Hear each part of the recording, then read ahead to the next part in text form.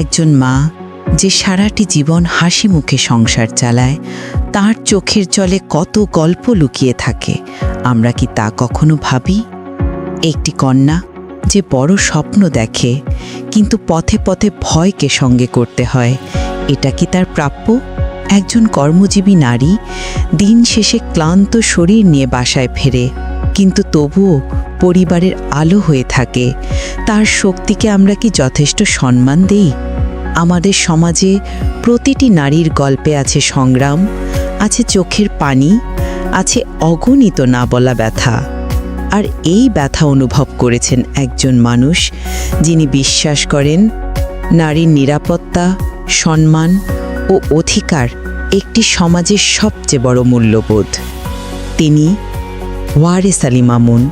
তিনি দেখেছেন একজন মা অসম্মানিত হলে একটি পরিবার ভেঙে যায়, একজন কন্যা অসম্পূর্ণ স্বপ্ন নিয়ে বড় হলে একটি সমাজ পিছিয়ে পড়ে, একজন নারী ভয় নিয়ে হাঁটলে সমাজের অর্ধেক শক্তি হারিয়ে যায়।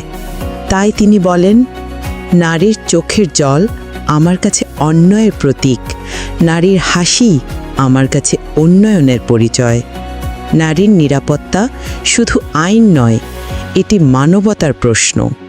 নারীর সম্মান শুধু নীতি নয়, এটি প্রতিটি মানুষের চরিত্রের পরীক্ষা।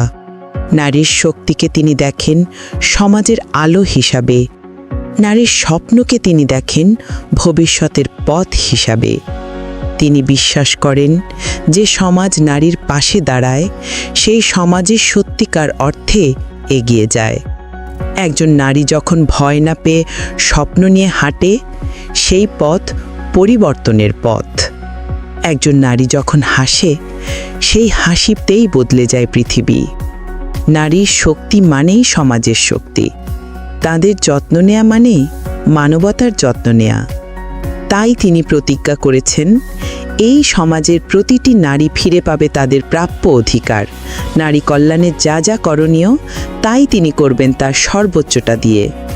প্রতিটি নারীর শিক্ষা, স্বাস্থ্য, নিরাপত্তা নিশ্চিত করতে অ্যাডভোকেট শাহ মোহাম্মদ ওয়ারেস আলী মামুন বদ্ধপরিকর।